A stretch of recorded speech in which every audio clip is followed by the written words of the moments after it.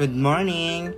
It's super early call time for Miss Universe Philippines Hello Glow Runway. So on the way na po tayo kay Miss Universe Camiguin para pag-makeup at dumaan lang muna kami sa McDo for breakfast. And paakat na kami sa room ni Larcini, then nag-start na ako nag-makeup.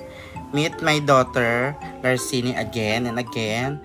Then naglalagay na ako dito ng moisturizer, primer, foundation. And biniblend ko na siya. Sige, kayo na bahala dyan. Pasok, music maestro, chareng. Pinabanda ang game mag voice over. Then naglalagay na ako ng translucent. Then nag-eyeshadow na. At yan, para pak na pak, chareng. Yan nga, nag-blend na po ako. Then ang dami namin chika at nagla-live ako sa TikTok ngayon. And naglalagay na ako ng shimmer, black eyeliner for waterline. Then nagla-lashes na ako. Ayan, naglalagay na rin ako ng mascara. At kine-curl ko na siya.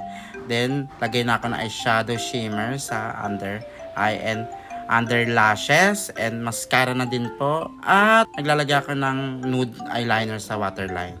Then, nag-check line na. At next, lalagay na ako ng brow gel and brow mascara.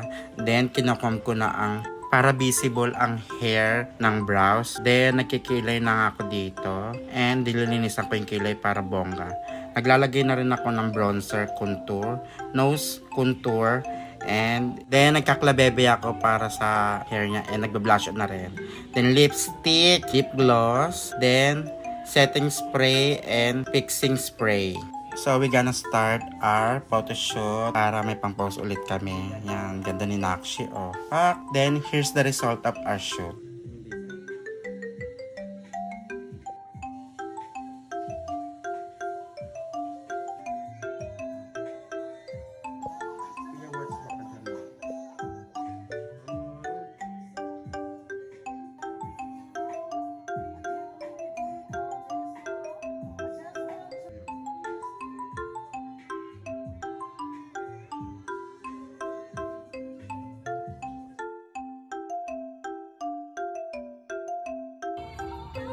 So, then na kami mag-first client. Then, on the way na kami sa second client namin. At dumaan na muna kami sa McDo para mag-almusal uli.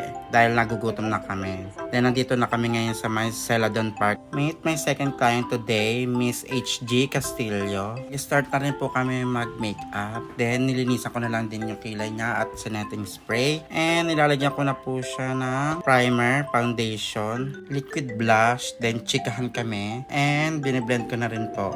Then translucent and nag-eyeshadow na din po ako. Bet niya is soft glam. Kaya that's why ganyan ang eyeshadow niya ngayon.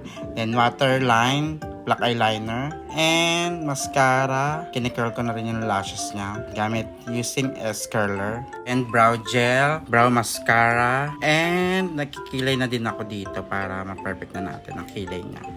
Then nag-bronzer contour na ako. Taga-blush on na din. Highlighter and lipstick. Then nag-spray na rin ako ng setting spray and fixing spray. Then nag-shoot na din kami. Then here's the result of our shoot.